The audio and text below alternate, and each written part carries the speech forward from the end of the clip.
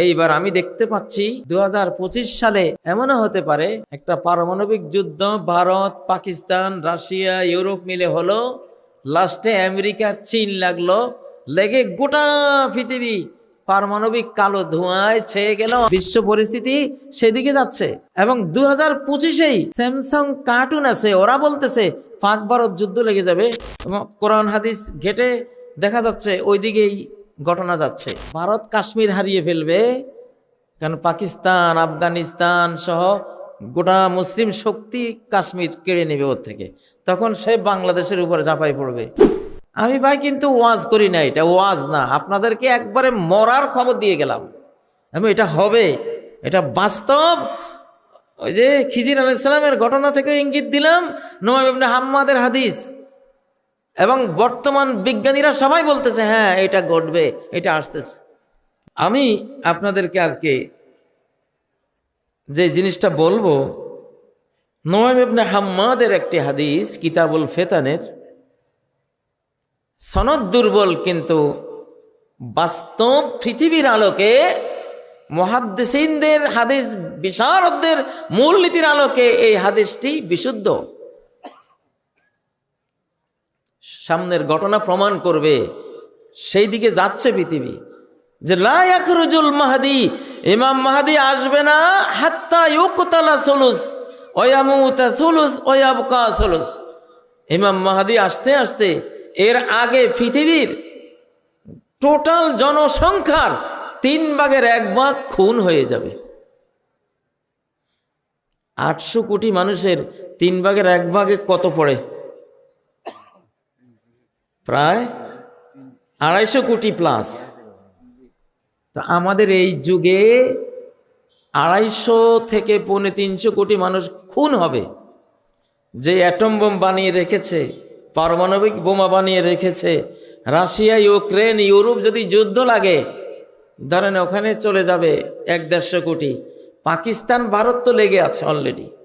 পাকিস্তানও ready রাখছে যে আমাকে মারলে আমিও ছাড়বো না, তামা করে দেব, ঠিক না? রাজীব গান্ধী যখন ছিলেন তখন পাকিস্তানের পারমাণবিক চুল্লি ধ্বংস করার জন্য আমেরিকা, ইসরায়েল, ভারত একসাথে ষড়যন্ত্র করেছিল। সাদ্দাম হোসেনেরটা ধ্বংস করে দিয়ে, ইরাকের সাদ্দামের পারমাণবিক চুল্লি ধ্বংস করে দিয়ে পাকিস্তানের তা ধ্বংস করতে চেয়েছিল।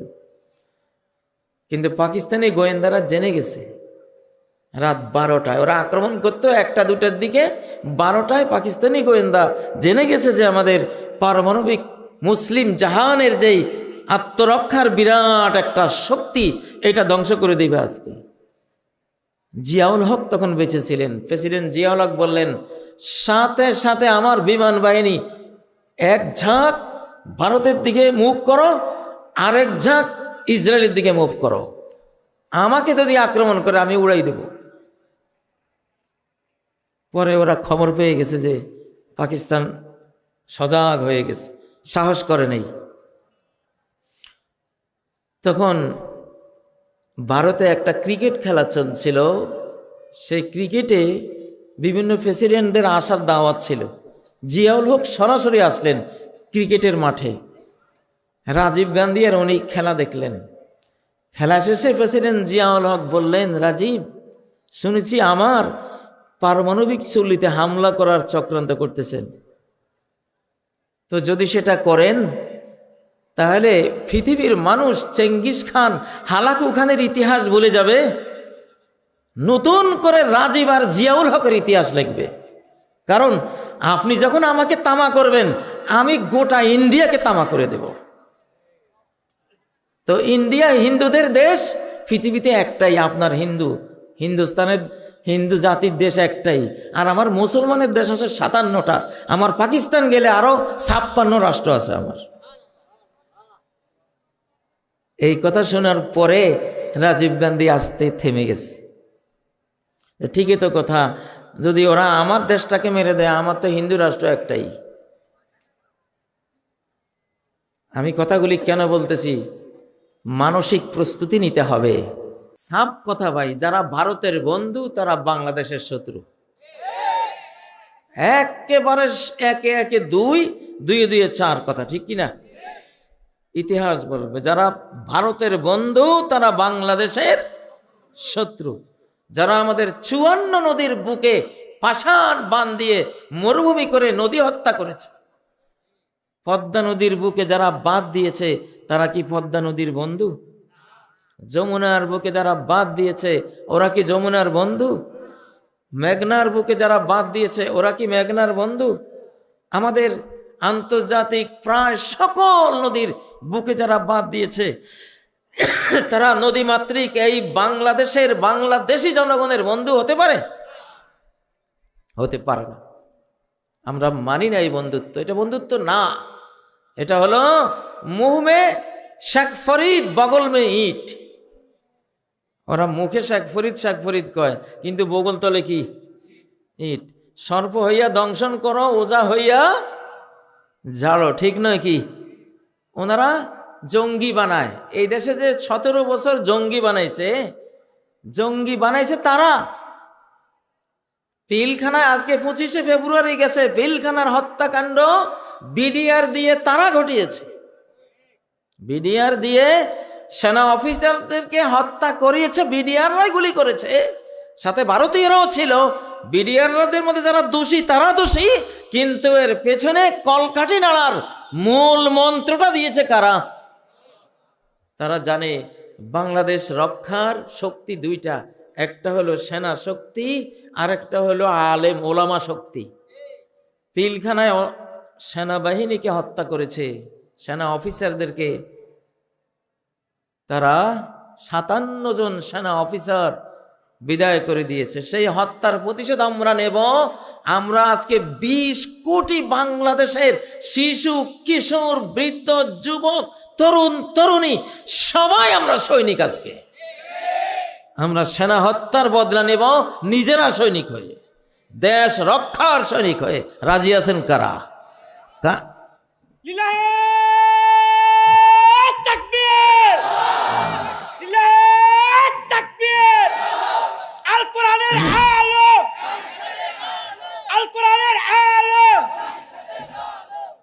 وَإِنَّ جُندَنَا لَهُمُ الْغَالِبُونَ। আমার বাহিনী যারা, আমার বাহিনী, আল্লাহ বলতেছেন আমার বাহিনী। আল্লাহর বাহিনী কারা? কালেমা যে মুখে নিয়েছে সেই কার বাহিনী? আল্লাহর বাহিনী। কার বাহিনী? আল্লাহর বাহিনী।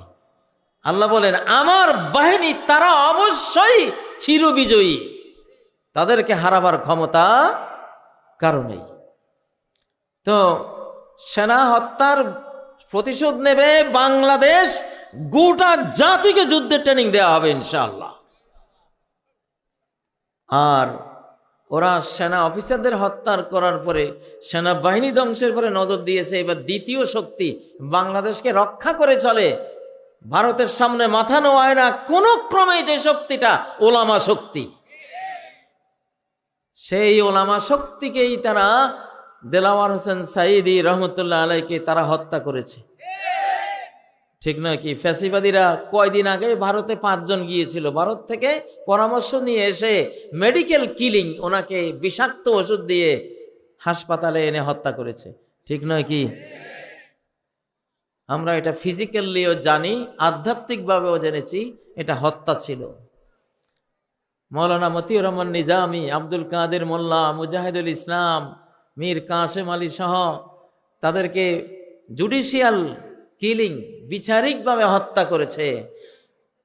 হাজার হাজার আলেমকে গুম, খুন, কারারুদ্ধ, নির্যাতন, দেশান্তরিত করেছে কিনা? তাহলে সেনা অফিসার হত্যার প্রতিশোধ নেব আমরা সৈনিক হয়ে, আর ওলামা হত্যার প্রতিশোধ নেব প্রত্যেকটা ধর্মপ্রাণ মুসলমান। এইবারে আমরা আলেমদের হাতে যে কোরআন, সেই কোরআনকে আমরা ভোট দেব ইনশাআল্লাহ।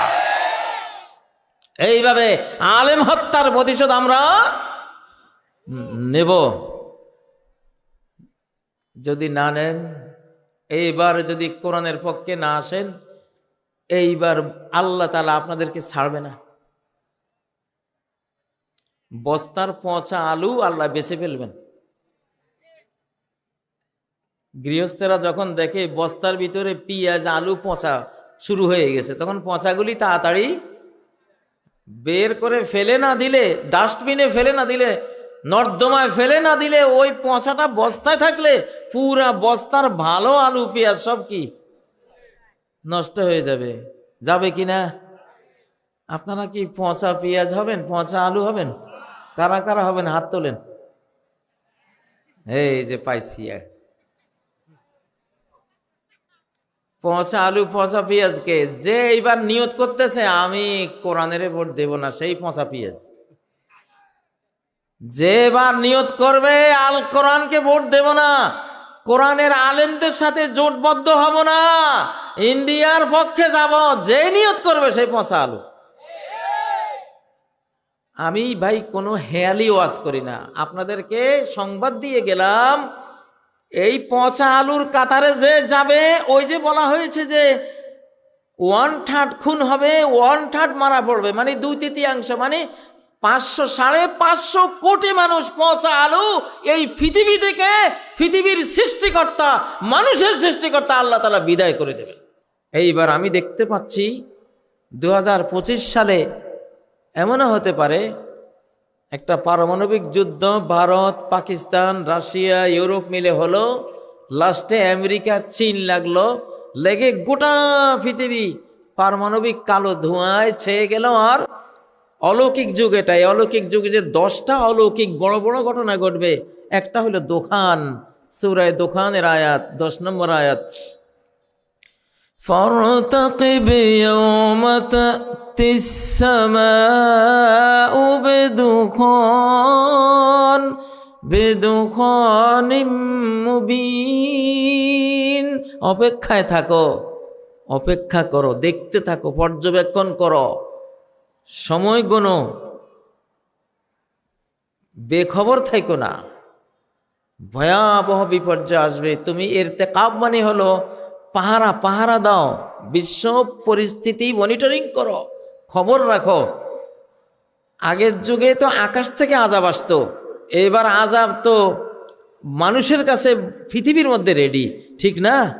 যে পরমাণু বোমা রেডি করে রাখছে, এগুলি যদি বাস্ট করা হয়, করবে তো, এগুলি তো বানাইছে বাস্ট করার জন্য। সেই দুর্যোগে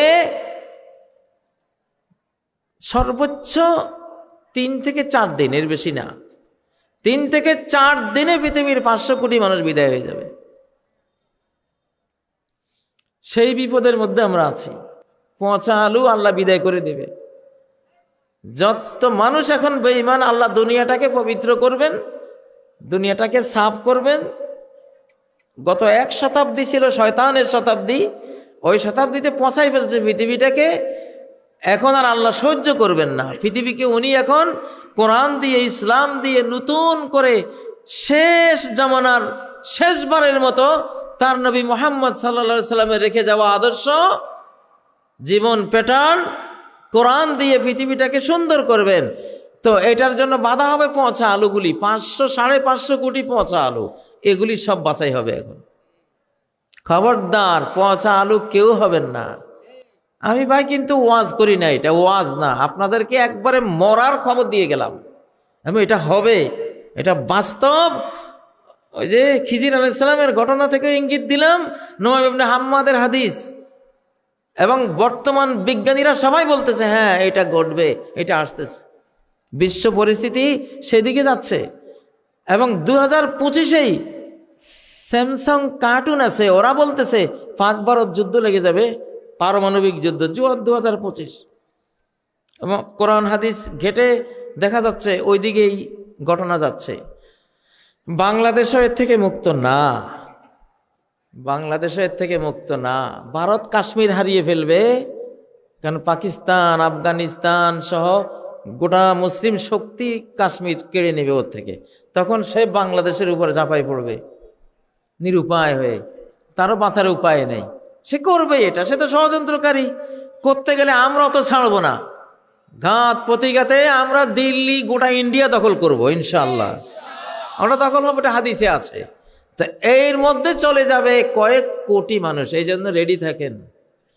পচা আলু হয়ে আল্লাহর কাছে যান না, ভালো আলুরাও যাবে, তারা শহীদ হবে। কি হবে?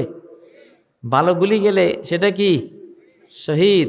আল্লাহ তাদেরকে বাছাই করে নিয়ে যান, অসুবিধা নাই। আমরা তো নিজেকে বিক্রি করে দিয়েছি আল্লাহর কাছে।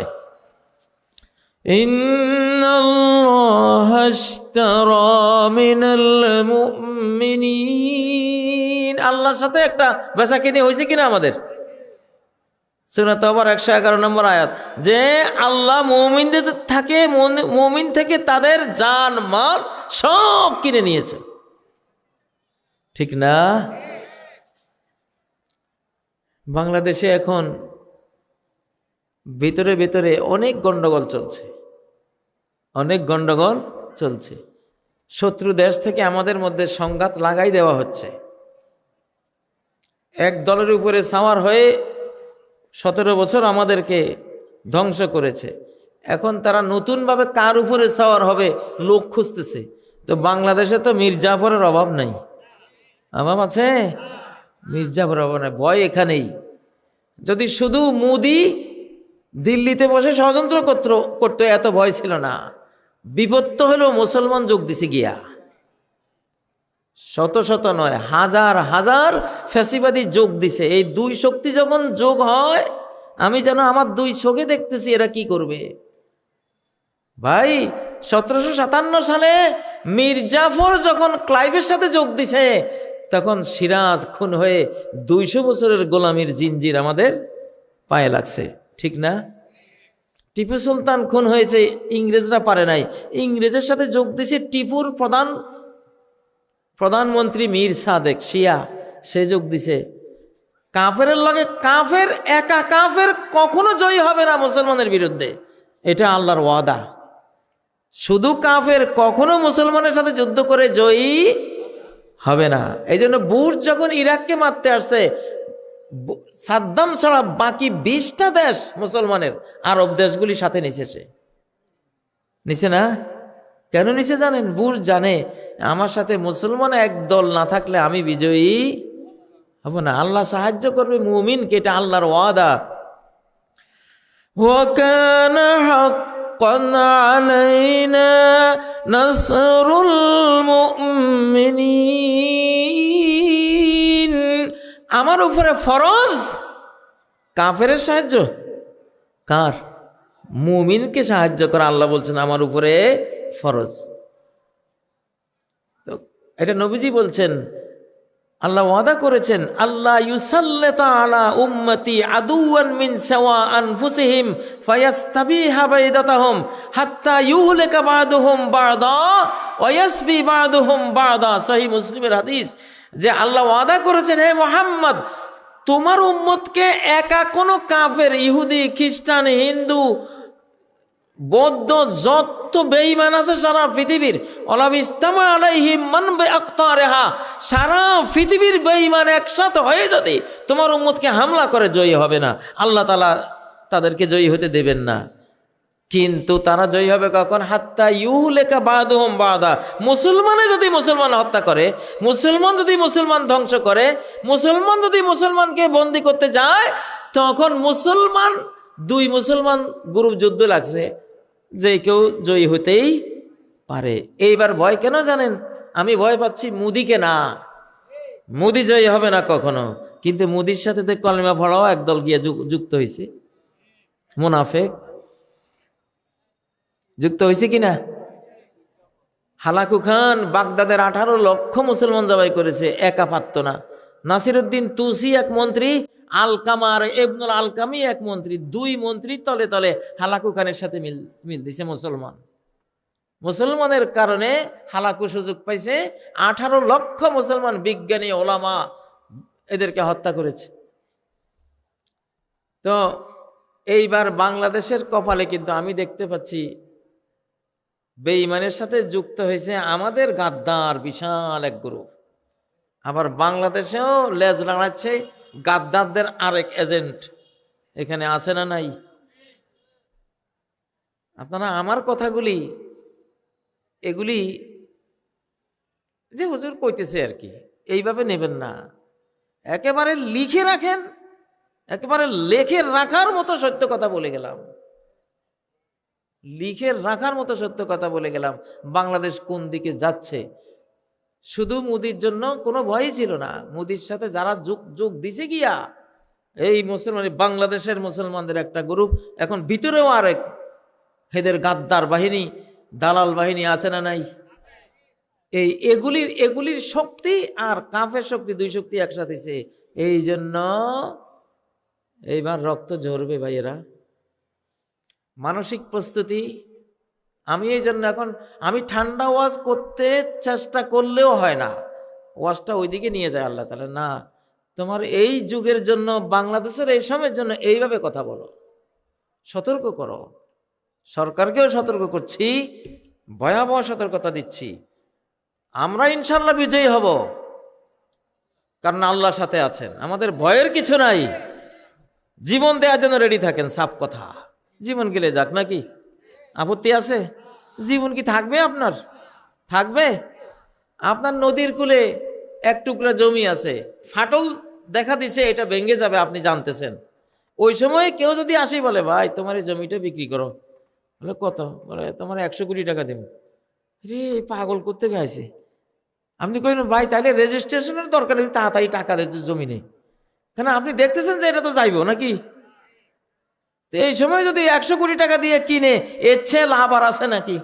তা আমার যে এই জীবনটা, এটা যে যাবে, কোনো সন্দেহ আছে? একিন আছে না যে এই জীবনটা যাবে? মরণ একদিন আমাকে হানা দেবেই, আমি মরবই, ঠিক না? তো মরা লাশটা যদি কেউ জান্নাত দিয়ে কিনার প্রস্তাব দেয়, স্বয়ং রব্বুল আলামিন যদি এই মরা লাশটা, যে তোমার অনন্ত জীবন দিব, সুখের জান্নাত দেব, 60 হাত লম্বা, 7 হাত মোটা, 100 মোহাম্মদ আলী ক্লের ক্ষমতা, কোনো রোগ নাই, বালাই নাই, পেশাব পায়খানা নাই, থুথু নাই, শ্লেষ্মা নাই, চির তরুণ 33 বছরের যুবক, 33 বছরের যুবতীরা তোমার জীবন সাথী হবে। স্বর্ণের রূপার ইট দিয়ে বিল্ডিং বানিয়ে কমপক্ষে 10 পৃথিবীর সম্রাট বানিয়ে দেব, এরকম ওয়াদা যদি কেউ দেয়, এই জীবনটা তারে দিতে কোনো দেরি করার সুযোগ আছে? কারা রাজি আছেন? লিল্লাহে তাকবীর, লিল্লাহে তাকবীর। মেসেজটা দিয়ে গেলাম। ধোঁয়া দেখলে আগুন বোঝা যায় কিনা? যায় না? ধোঁয়া দেখতেছি, বাংলাদেশের আকাশে খুব ধোঁয়া দেখতেছি, ভিতরে নিচে কি আছে? আগুন আছে। इस घर को आग लगी है घर के चिराग से, এই ঘরে আগুন লাগছে যুগে যুগে, এই ঘরেরই চিরাগ থেকে, ঘরের বাতি থেকে এই ঘরে কি লাগছে? আগুন লাগছে। অতএব এই আগুন নিভাবার জন্য যারা বাংলাদেশ প্রেমিক, অবশ্যই তারা ভারতের শত্রু হবেন। ওয়াবাদা বাইনানা ওয়া বাইনাকুমুল আদাওয়াতু ওয়াল বাগদা,